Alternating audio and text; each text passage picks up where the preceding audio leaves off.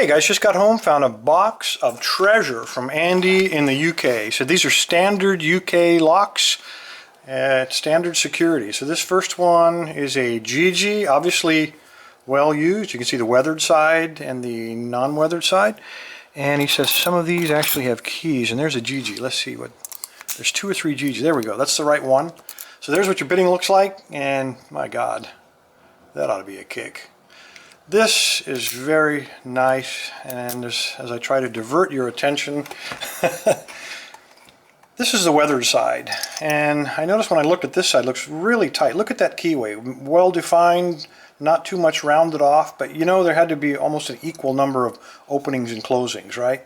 This is the inside of the house, and on the outside of the house, same keyway, but notice how it's all wallowed out, got some wear, and that's over the years. You're going to pull that dirty key out of your lint-filled pocket and shove it in there, and that lint is going to rub off and eventually cause some abrasion. So outsides generally look a little bit wallowed out compared to those insides. So there you go. We have a knob, also a GG.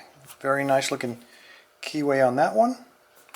And I see no GG key for that one, so probably no key for this lock. Another 6-pinner, very nice.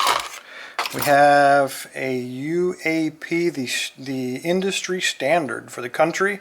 This is a very common lock, at least it was when I lived in the UK. I hope we have a lot of keys here. I'm trying to find out. There we go, UAP. Distinct shape, 6-pinner, very nice lock. Brand new, it looks like. So equally difficult to pick on either side. We have, we'll save that one. I just did a dimple picking lock, dimple picking kit 2 or 3 videos ago. This is a Yale dimple lock. These are not often seen here in the United States.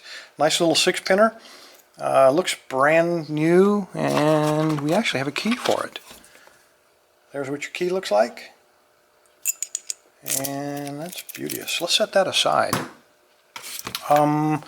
Looks like, let's see, no clip. I've learned not to remove tape from locks. Generally bad stuff happens until you read the labels, and this one says no cap. So down here, looks like no cap. Alright, got it. Won't open that up. We have a Yale key. This probably goes to this one. And Andy, you've been spending your nights doing nasty alien technology work. And the last one is an ERA. Again, this is one of the standard locks in the UK. Very common. A lot like Kwikset, but harder. Alright, let's, I've already made my choice, only because I did dimple picks the other day, and a lot of you guys asked questions about how to pick dimple locks. So let's try to pick this innocent looking little Yale.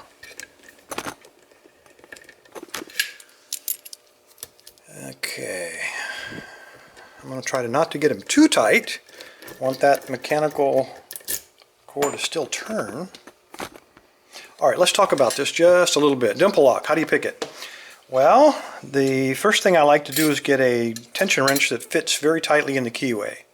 So I've made some different dimensions. I've just got thick music wire and kind of ground the ends of it down. These are actually made for me by a guy named Mr. Q in Berlin, but they're prototypes. But you can do the same thing with music wire, which is what I used to use.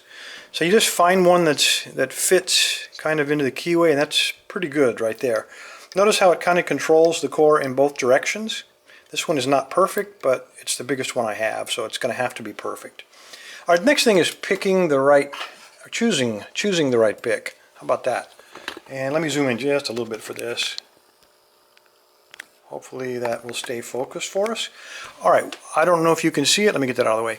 Your dimple is located right above the pick tip. So what we want to do, we want to be able to pick from left or right. Now I've already chosen my tension wrench to go on the left side, so I don't want to jam my pick up next to him. Things are going to get too crowded. So I want to pick from the right side, which means on a straight flag like this one, it doesn't matter. This is what I'm going to start with. But if I choose a curved flag, it will matter. I'll need a left curved flag, and I'll show you that maybe in a little while. But the idea is that with the flag on the left side, you can rotate it up, and you notice how that pick doesn't quite go between those two pieces of warding. So it might be a little small. I'm going to try the big one. I've only got two sizes. And you can see it obviously is too big. It doesn't even barely rotate inside of there. So I'm going to go back to the small one and use it as I move down the keyway. Alright, let's get this up here. Slide it down the corner on the right side with a small pick. Now before I begin sliding, I'm going to apply counterclockwise tension with my fingers. About moderate tension, because as I slide the pick down, what I'm looking for is a pin that's bound up. And that's the one asking to be picked. And it seems to be the first one here. So as soon as you hit that speed bump, lighten up on your tension, work your pick under him, and then see if he'll pick. Okay, that heard you click there, so that's a standard pin. And then once you pick him, keep sliding till you hit your next speed bump. Feels like pin 3. Okay, got a little click on him. Another standard pin. I'm on, feels like 4. Got a tiny click from him. 5 is springy. And I got a fault set. Now that's interesting because I've picked, I believe, 3 standard pins, and now suddenly the core has turned a little bit, telling me we're caught up on a security pin, probably a spool pin. So the way we beat a spool pin, we slide down the keyway, apply moderate tension, and then try each of the pins. And what you're looking for is some kind of counter rotation as the fat part of that spool tries to fit through the shear line, but he can't do it. And as soon as we hit him, we're going to get, and wouldn't you notice the last one, so it's going to be hard to see, but you'll get this counter rotation as you see there. You'll just feel it in your fingertip. So what you got to do is you got to lighten up on your tension and allow him to go past the shear line by picking him. And let's see if we can get him to go. And that's it. He was the last one hanging up. So in this lock at least, the last pin is a spool, and I didn't feel anything else other than standard pins. So not that big of a deal. Let's go ahead.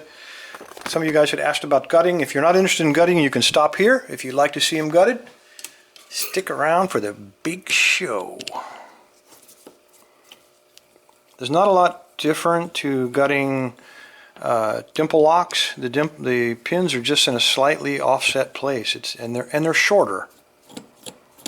But everything else, all the guts, is all the same. The gutting process is the same as well. Let's see if I can get the right tool here. He's a little big. He's a little small. That might be right. Okay, I want to make sure my pins are located upwards so they don't fall out.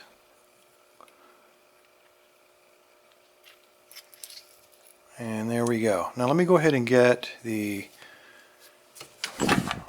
pinning board over here so we don't drop everything like I'm prone to do. Okay, I'm looking at the, oops, sorry about that. Looking at the core, I don't see anything unusual, no threading or anything like that, no weirdness. These are very small diameter pins. So that, very small pins, very small targets, difficult to hit with your pick. So that's why placement, I'm always extra careful with placement on these.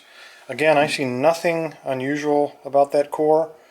It's a standard core, slightly chamfered on the top, brand new. Alright, let's see what we got upstairs. Again, we're looking for, there's a steel pin, which is normal in the front because it prevents someone from drilling through the front and drilling out the shear line.